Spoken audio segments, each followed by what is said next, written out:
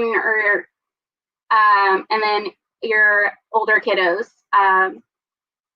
These are our goals for today. We're going to discover a new platform that can give a voice to all of your students in your classroom.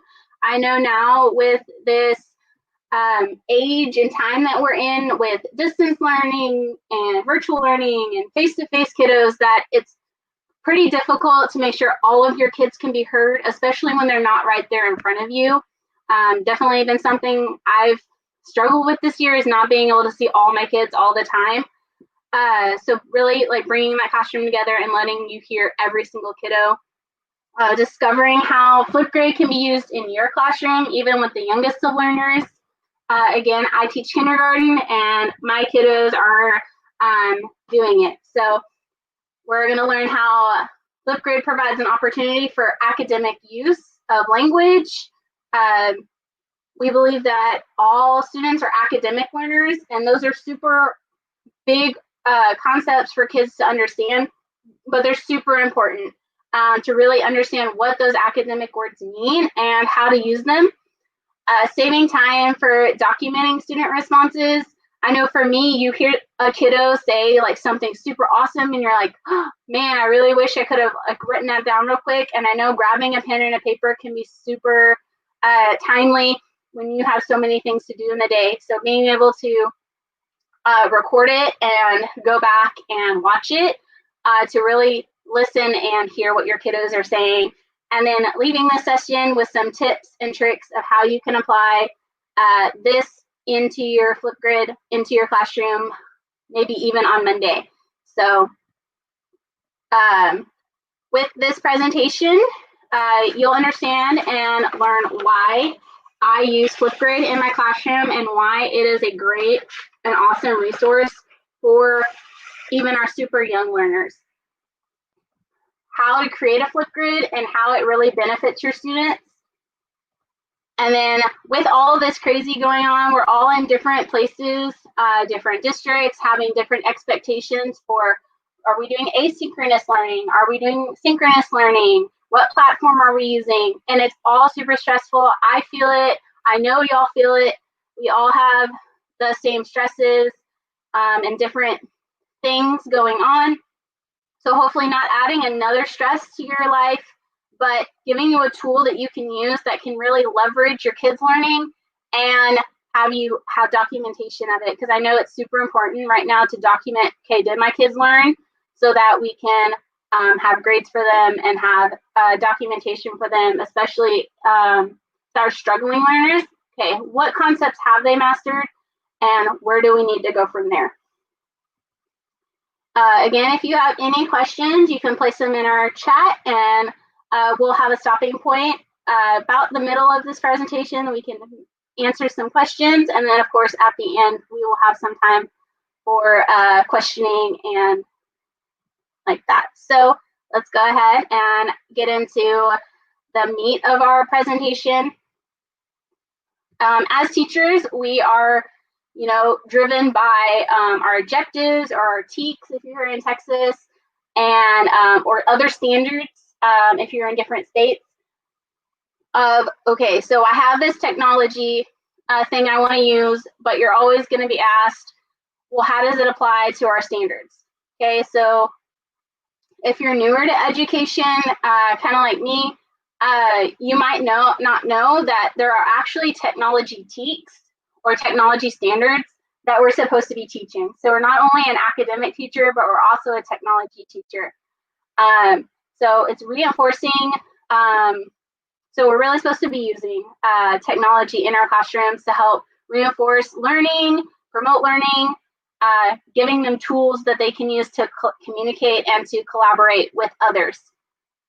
Reading, of course, in kinder, it's super important to develop that oral language for them to be successful in reading and writing, and just really in just communicating in general. We want them to be using complete sentences and being able to express themselves and not just, I want that, I want that. Okay, well, what do you need? What do you want? I know I struggle, like a lot of my kiddos who haven't even been in school before, they like to point at things, and I'm like, well, you need to use your words. Okay, so we're developing that oral language. In math, there is huge amounts of academic language and vocabulary, even in our younger grades, okay? Our kids have to learn how to compose and decompose. They need to know what compare means, when to use the word more, when do we use the word less. As you get older, you think, okay, those are really small words, but for a kindergartner, those are really big words. So you have to break it down. And we're having to teach them what those words mean so that when they get to older grades, they can just apply the concept. They already know what the word compose means. Okay, we're putting things together. We're making something new and we're decomposing. Okay, we're breaking it apart. We're looking at the different parts of it. And then again, applying that to even science. Okay, compose and decompose, that means something different in science than it does in math. It's a different thing. Yeah, we're still putting things together, but we're breaking something else apart. We're not breaking numbers apart, we're breaking other things apart. And then of course that oral communication is super, super important. Okay, a lot of kiddos aren't writing yet when they're in kinder. That's a year-long process. We're trying to teach them to write, but we have to develop that oral language before they can even really put words to a page. And then again, our ELPs, our English, proficiency standards. We have bilingual teachers on my campus. Okay, they have to do TELPAS for all of our kids. And even if you're not a bilingual teacher, you might have that ESL student in your class that you're going to have to do TELPAS for. So you can do FlipGrid throughout the year, and you can watch and see how they are progressing in their oral language and their speaking language for TELPAS. In K&1, we do holistic overall rating for our students in TELPAS. We don't have to provide written documentation or written responses from the students in the different subject areas. So really having that recorded response of that student, you can check their progress throughout the year. Okay, are they progressing or are they staying the same? And so by the time we get to the spring and you have to fill out TELPAS, you can look at it and say, all right, this is a beginner student or this is an advanced student and things like that. So this is how FlipGrid really applies to those TEKS so that you can have that backup of those TEKS to be using FlipGrid in your classroom. Now you might be thinking, and I thought it too when I first was introduced to FlipGrid, okay, these students are too young, these students are too hard, and this is too hard for our students. This is where I really developed the mindset of my kinders can. When I sat down and I started playing with FlipGrid and I was clicking around with things, I was like, why can't my kid, or why couldn't my kids do this? This is like a wonderful thing. It's providing those oral responses, and like my kids are already starting to use it. We spent our first 3 weeks of school in all virtual learning. So for our whole school district, every kid was at home with a computer and we were doing virtual learning for 3 weeks.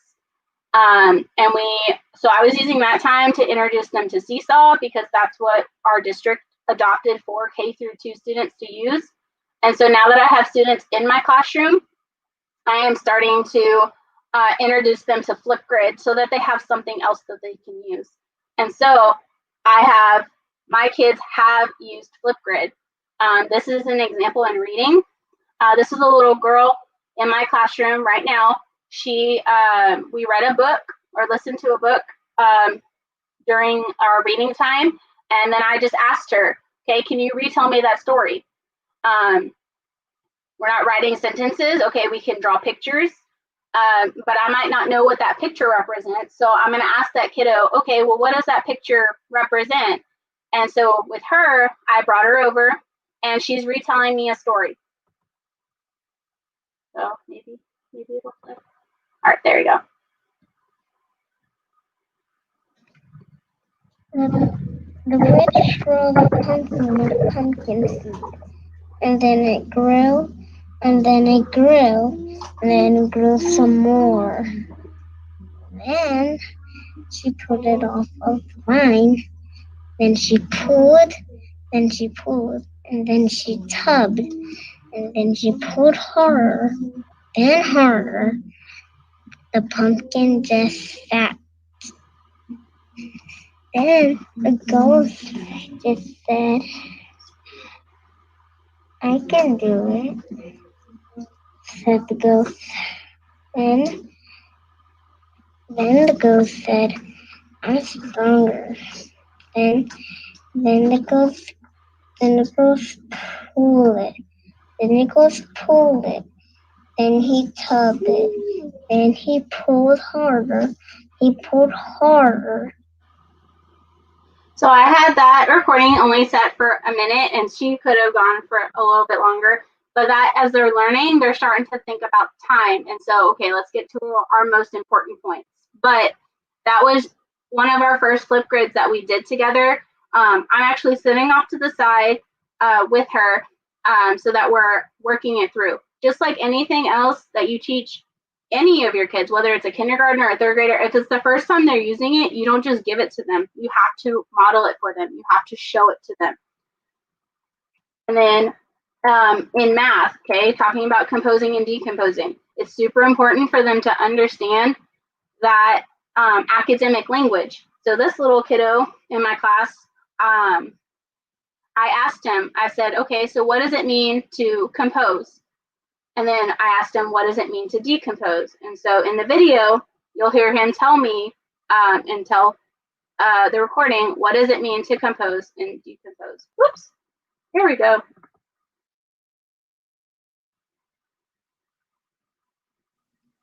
Compose means to put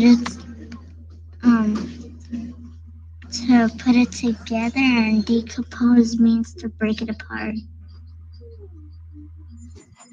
Okay. So then I was just showing, after that, I was showing him where to press the next button. But that way I can go back and I can see, okay, did they understand what it means to compose, or did they understand what it means to decompose? Yes, he understands that, so I can check it off. And now we can work on actually applying the skill now that we know what those words mean. Why I use FlipGrid. It allows students to show their understanding of academic vocabulary. Kindergarten is a huge foundation, so if we can get them to even just understand what those words mean, when they get a little older, even in first and second grade, applying those skills are going to become so much easier, and those teachers are going to thank you. Like, I didn't have to spend the time to teach them what a character was or what a setting was. I just got to apply it. Okay, we got to read a story and we got to apply it, and they got to start creating their own characters and settings for writing their stories. They're using that academic vocabulary, okay, in a safe and structured environment. Some kiddos, especially speech kiddos, or even the ESL students, they are super shy and super timid to even use English, let alone applying those big words that we're trying to teach them. So FlipGrid allows them to apply it in a small environment by themselves independently, and then they can practice it, and then they're able to and wanting to speak up in class and share their thoughts and their ideas with their peers. Because once they get that validation from their teacher, like, you did awesome on this, then they're wanting to share it with their friends, and it gives them a lot of confidence. And then applying oral over written, okay? This is huge, especially in the lower grades, K1 and maybe even 2, and you have those kiddos that aren't writing full sentences, might not be writing their letters. A lot of kiddos, especially this year, are going to have huge gaps in their academics because we missed out on an entire 9 weeks last year in the spring. So they're already having gaps, and they were already behind. So now, okay, now where do we go from there? So oral responses, okay, take that quick oral response and we'll work on the writing later. I just need to know, did you understand this concept? Not, okay, can you write it? I just need to know, does your brain understand, what does this mean? Having recorded documentation of students' understanding of the concept. Okay, again, looking at your text, looking at how you're grading it. Are you grading, can they write it? Or are you grading, can they just understand? And then you can go back and see, all right, you understood it, you kind of understood it, or you just don't understand at all. So let's go back. And then another awesome thing about FlipGrid is that students can respond to each other. I know right now it's like really difficult for kids to be able to turn and talk to each other, being in the same space with each other. You might have face-to-face kids and virtual kids that you have to manage either synchronously or asynchronously together. So that's already a huge task in itself. And now you have like a separate class. You're kind of like two teachers. You're a face-to-face teacher and you're a virtual teacher.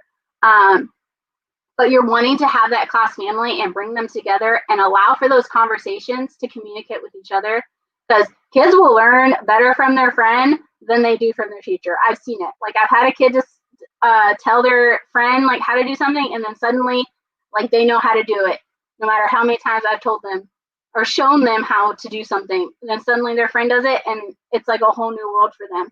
So FlipGrid allows them to watch their friends' videos after they've responded, and they can actually record a response to their friend's response.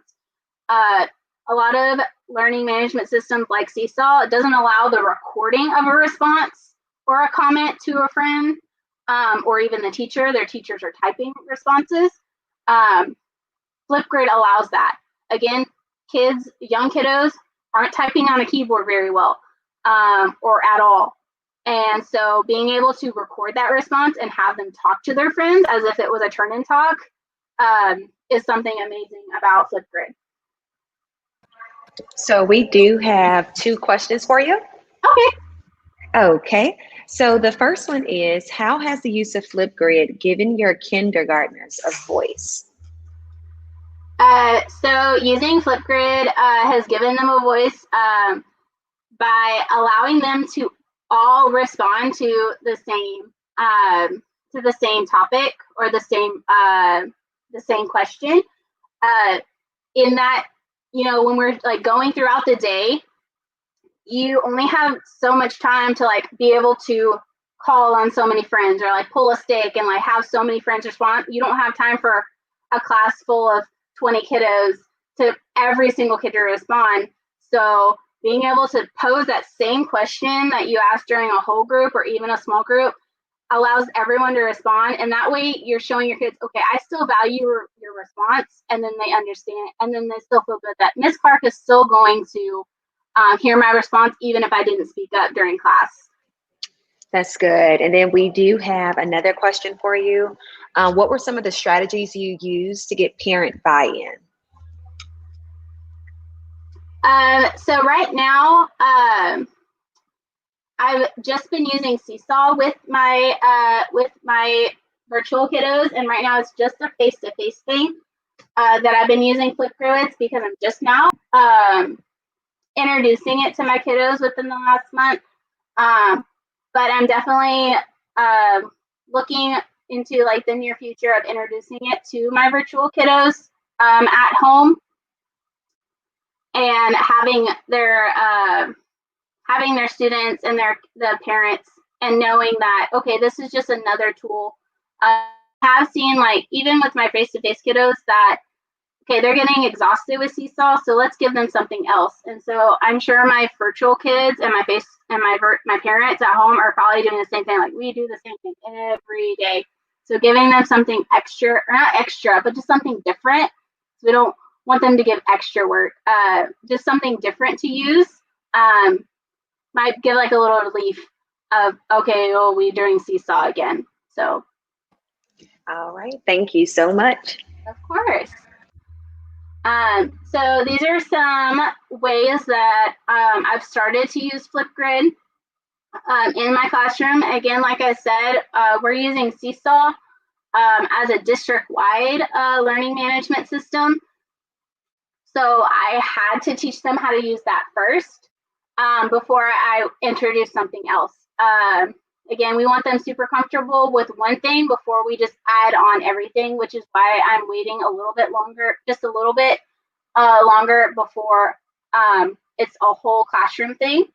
Because I want to make sure my kiddos at school are comfortable with using it, so that I can let them do it independently. That way I can take that time to really show my virtual kiddos how to use FlipGrid, and even my parents, because parents are taking on that extra role as being a teacher too. So you're also teaching the parent as well as the student. But I do like a FlipGrid Friday, so it's not, again, something they're doing every single day, just something that they're looking forward to and not getting burned out on. I do go ahead and assign it to Seesaw because my kids are already used to Seesaw and know, okay, when we get on our computer, we log in and we go straight to Seesaw and see what assignments Ms. Clark has for us today. So if it's there, that way I'm not having to teach all these extra steps of just how to get to FlipGrid, or even typing in a URL, which can be super difficult. And so they click on the link in Seesaw, and then I pose a question, they respond to it, and then they're able to respond to each other, which that is my next step. Once all my kiddos are comfortable with just responding on FlipGrid, then I will teach them how to respond to each other. All right, so this is the part where I'm going to kind of talk you through how to create your own FlipGrid. So we're going to open up FlipGrid. And so when you open up FlipGrid, it's just you just type in flipgrid.com, or you can just Google FlipGrid and click on wherever, the link for it. Okay, this is the login page. You can sign up for an educator account just by clicking on educator sign up. So sorry, I'm already logged in, so let me go ahead and log out so you can see what it looks like. So you'll have your educator login. You can either create an account, or you can log in with your Google information if your school district has a Google account for you, or a Microsoft login account for you. So our school district provides Google accounts for their teachers and for their students. So you just log in or create an account.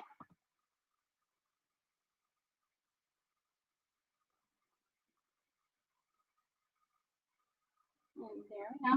So I already have lots of groups on mine because I'm already starting to use it with my students. So if you're a first-time user of FlipGrid, you're not going to have any groups that show up. It'll have like an introductory group. Whoops, so sorry. So you'll have to create a group.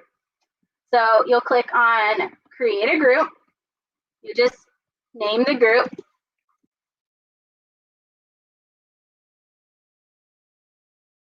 It'll already give it a code for the group.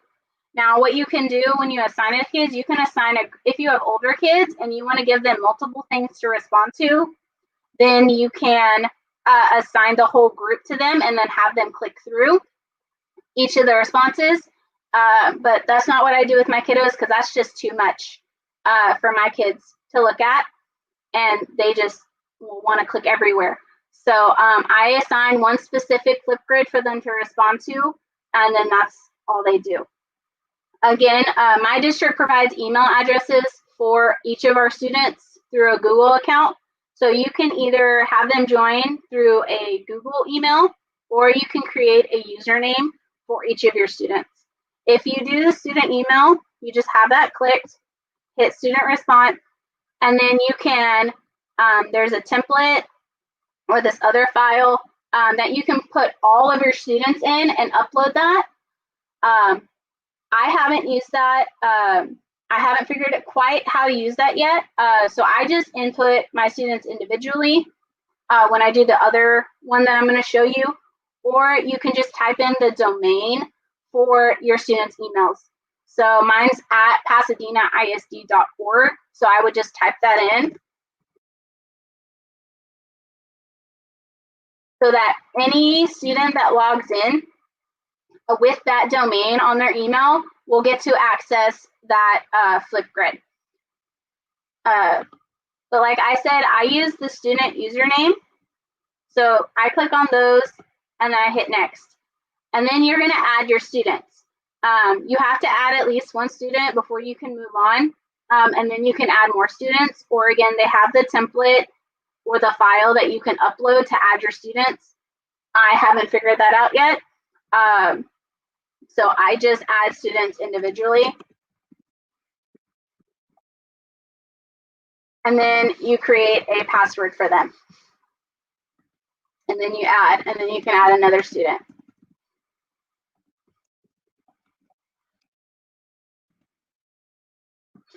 The one thing you do have to keep in mind when you're creating username is every student has to have a different username so that their response is linked directly towards them. So that's just something to keep in mind. And then you can hit next. I just skipped that. And then you can go to your group. So once your group is created, you can add your topics. So your topics could be, so if this was, like I have a mathematics group, and so all of my topics are all my different math objectives. So number concepts, comparing numbers, shapes, all our different SEs that we work on throughout the year, those are our topics. So then you add a topic, and then you can name the topic. So this could be a getting to know you. I mean, this might be a little late in the year for doing a getting to know you one, but it could be a good topic just to have your students practice using FlipGrid and getting used to the process of how to submit a FlipGrid. Okay, kids already know about themselves and they could talk for days. So really so FlipGrid will give them an opportunity to narrow down what are the important things, because it does have a recording time. You have a certain amount of time that you can talk for. So if you want like a super quick response, then you could do it for 15 seconds. Or if you're really starting out and you want the kids to talk for a really long time, then you can have them talk for a time. So it defaults to 1:30, and then you can pose your questions. So tell me something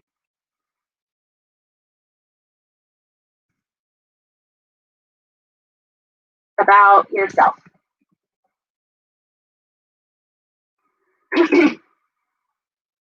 You can record a video and have the kids listen to the video of you saying, all right, my friends, you're going to tell me something about yourself. Or if you want to have a video already done, then you can upload that. You can link to YouTube. You can put a picture. All right, there's a bunch of different medias that you can attach to your FlipGrid to help enhance the experience. If it's a mini lesson, you could do a mini lesson and then have them respond. Those are all different options. Those are just things you're going to have to play around with because there's just so many things that you can do with it. And then you can create your topic. This is the link that I attach to my Seesaw that the kids will click on. So I would just copy it and then create an activity in Seesaw for them to respond to.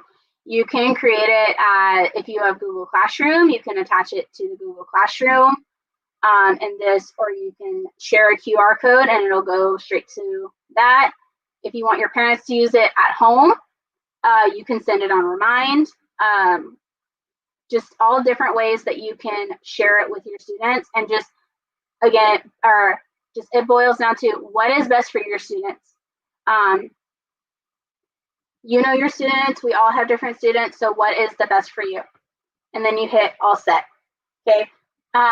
One thing I did discover that while I was creating FlipGrids for my kiddos was that when you are on your topic, you have to make sure that every topic, so if you have topic 1, topic 2, topic 3, different topics, your topic each topic that you create has to have all of your kiddos added to it. So that's why that form is really great.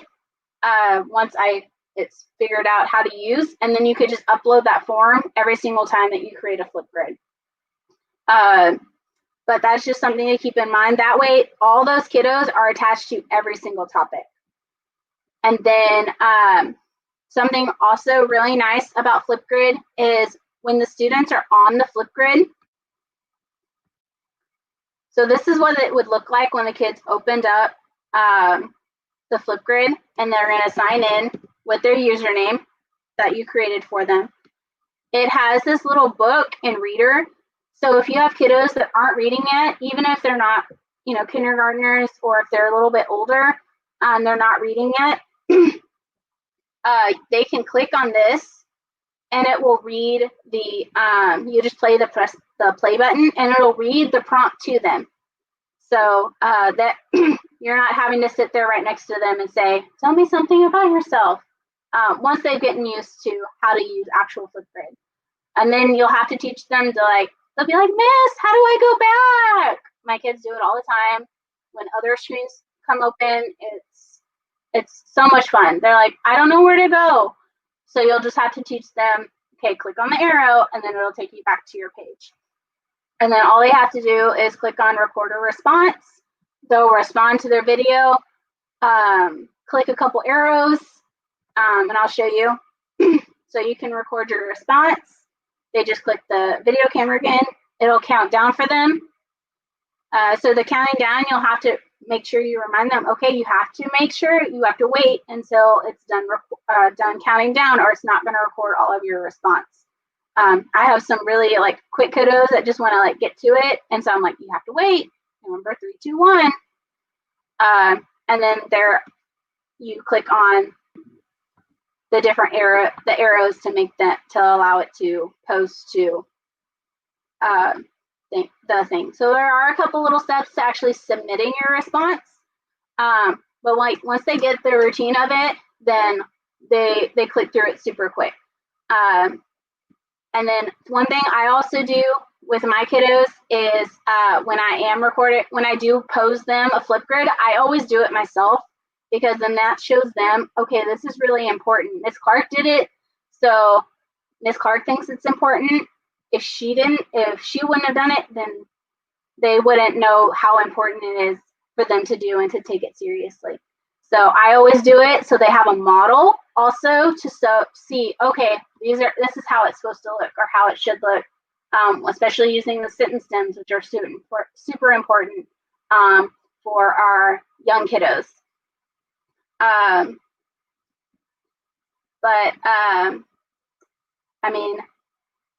Then there's a bunch of other little things with FlipGrid that you just kind of play around with that I didn't discover until I started playing around with it. But that's just kind of a basic of how to create it. It does take a little bit of pre-planning, and you can't just create a FlipGrid super quick and then be able to give it to your kiddos right in that minute. It does take a little bit of planning, and you really need to think about what you're going to do. One other thing that I didn't show you I forgot to show you, but we'll go back super quick on that, is when you create your topic, you can, where did it go? Let's go back. Let me go back. Okay. When you create your topic, when you have your students, you can create or print out a QR code for them to log in. If you maybe have that one student that really struggles with typing in numbers or typing in a password, you can print out that QR code for them so that they can sign in super quick for them. The only thing with that is it's only assigned to that topic. It's not assigned for their whole FlipGrid. So if you're doing a specific FlipGrid that day, or a specific topic that day, you print out that quick card or the QR code so they can use it. But if you're wanting them to do a different one, then you have to print out that QR code for that topic as well. There's not I haven't at least found a universal login for each kiddo for them to, once you assign it, for them to sign in with a QR code so that they can get to it. So, but that is just pretty much like a overview of FlipGrid and how I use it and how I've really seen my kiddos just enjoy it. And so it's like a escape or a getaway from Seesaw, so they're not using it every single day or all day. And they just enjoy recording themselves. So if we have any extra questions, this would be a great time for that. Awesome. We'll go ahead and jump right in. So what are some of the drawbacks or issues that you have encountered with using FlipGrid with your kindergartner so far? Right now, we're still introducing it. I've been doing it very guided and structured with them, but I mean, things that I can see in the future that could be an issue is just them forgetting how to log in or even how to do different things to submit it. Because I mean, that just happens with a lot of just really anything. There might be that moment where the kids forget how to log in. So right now I haven't encountered any problems yet, but it's still really early with my kiddos using it this year. So that makes sense. So what have been some of your students' feedback on the use of FlipGrid?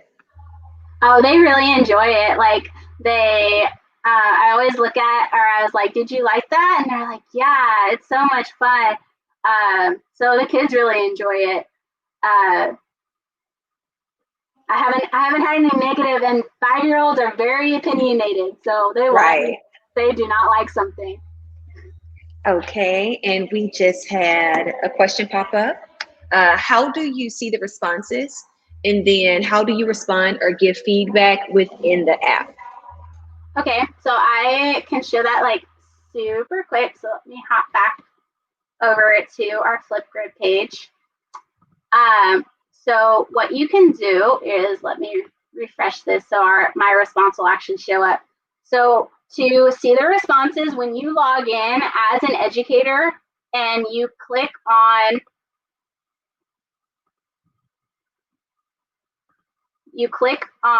that topic that you created, you will see all the responses that your students have given. It'll show up in a list. So you can click on their response, and then you can add comments to your students. Now I know when the students respond to students, you can record it, which you can actually record a video response to your kiddos. So if you have those kiddos that aren't reading, you can record a response like, I really loved how you talked in that complete sentence. Or if you do have older kiddos that are reading, you can type out a comment to that student.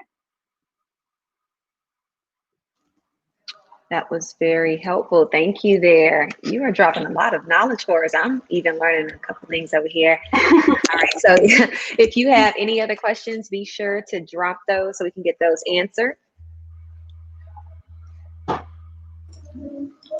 So Elizabeth, I really did like when you included that this is another tool in your tool belt, so to speak.